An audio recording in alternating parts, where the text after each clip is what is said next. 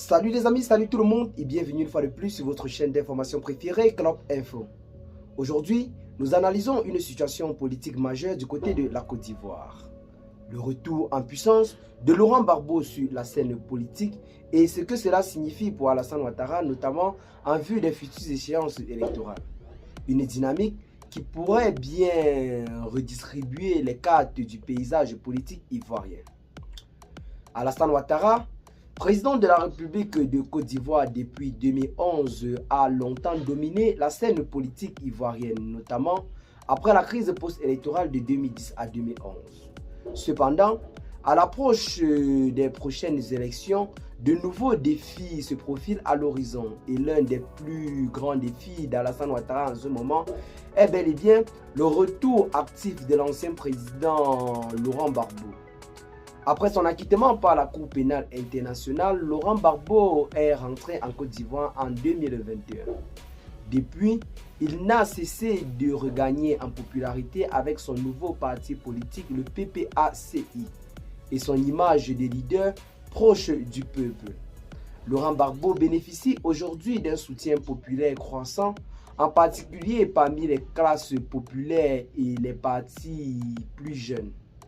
Ce retour en force est perçu comme une véritable menace pour son adversaire politique, à savoir Alassane Ouattara et ses alliés du RHDP, car il remet en question la stabilité de leur base électorale.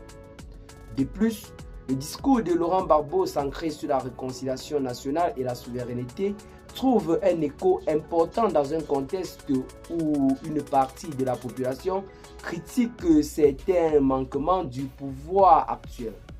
Alassane Ouattara, bien qu'ayant maintenu le pays en paix pendant près d'une décennie, a plusieurs manquements actuellement au sein de son gouvernement.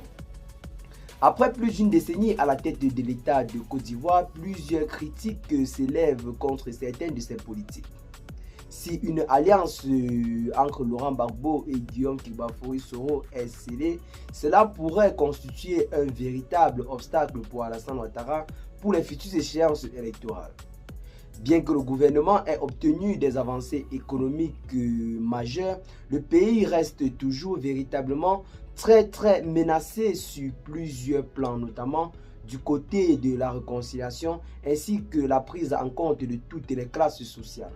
Plusieurs personnes dans le pays estiment que le gouvernement est plus ancré dans le nord, notamment la localité d'origine du régime actuel, notamment du régime d'Alassane Ouattara. Laurent Gbagbo semble donc se positionner depuis quelque temps comme étant celui-là même qui finira par faire tomber officiellement Alassane Ouattara pour les futures échéances électorales. Rappelons qu'en 2020 et en 2015, la tâche a été véritablement facile parce que Alassane Ouattara n'avait quasiment aucun adversaire politique face à lui. Mais en cette année de 2025, l'on peut dire véritablement qu'il en a un et plusieurs personnes du côté de la Côte d'Ivoire ne semblent plus soutenir cette énième candidature du président de la République car celui-ci en a déjà fait 3 et la constitution ivoirienne ne permet que de faire 2 mandats présidentiels.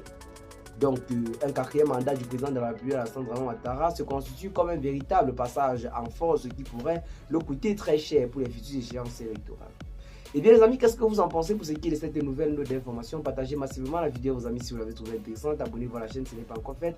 Et à très bientôt les gars pour de nouvelles notes d'information. Ciao.